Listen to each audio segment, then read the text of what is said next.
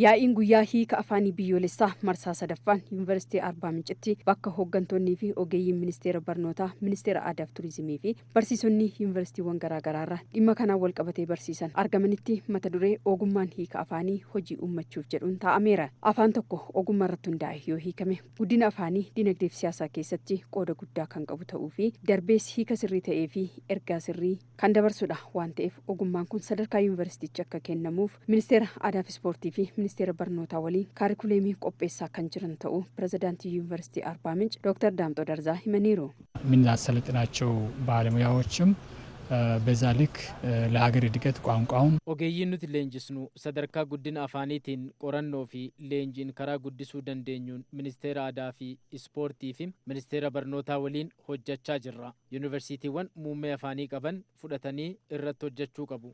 Itoophiyaan biyya sabdaneessa heddumminni afaanii fi aadaa keessatti mul'atudha. Afaan 80 ol biyyattii keessatti kan dubbatamu yoo ta'u, afaan 53 kaarikuleemiin qophaa'ee barnootaan kennamaa kan jiru ta'uu deetaan ministeera aadaa fi ispoortii aadde Warqinash Birruu himanii ogummaa kana heddumminaan horachuun afaan biyya keessaa hiikuurra darbamee sadarkaa addunyaatti ogeeyyii hedduu horachuuf hiikaa afaan irratti hojjetamaa akka jiru dubbatu. Qooqa ofii kan beeknu amma jiru ta'ee kan hin beekneen akkamitti tajaajila argachuu dandeenya, akkamittiin dinagdeettiin geggeeffachuu dandeenya, dhimma keenya hunda ittiin bahuu dandeenya kan jedhu hiikaa afaanii akkamitti argachuu danda'a namni. Kun immoo waan namni barbaadee kennuuf qofa osoo hin taane mirga isaati itti fayyadamuun sarara jiraata.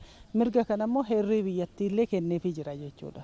Biyya keenya keessa waan jirullee ittiin gurgurachuu, naannoo keenya keessa kan jiru naannoo biraatti illee ittiin gurgurachuu, namni akka ol beeku aadaadhaan maaliidhaan waan hundaan ol hidhuudhaaf illee namni qindoomina cimaa uumuuf illee qooqni murteessaadha. Kanaaf qooqa kana akkamitti namni walitti dhufee walitti hidhamee hojjechuu danda'a kan jedhu sanallee uumuudhaaf hiikkaan afaanii murteessaadha jechuudha. Hiikkaa afaanii wal qabatee mirga heera mootummaan kenname irratti hundaa'uun imaammanni bahaa kan jiru ta'uu fi milkaa'ina isaatiif immoo hunduu gahee isaa bahachuu akka qabus aadde Warqinash dhaamaniiru.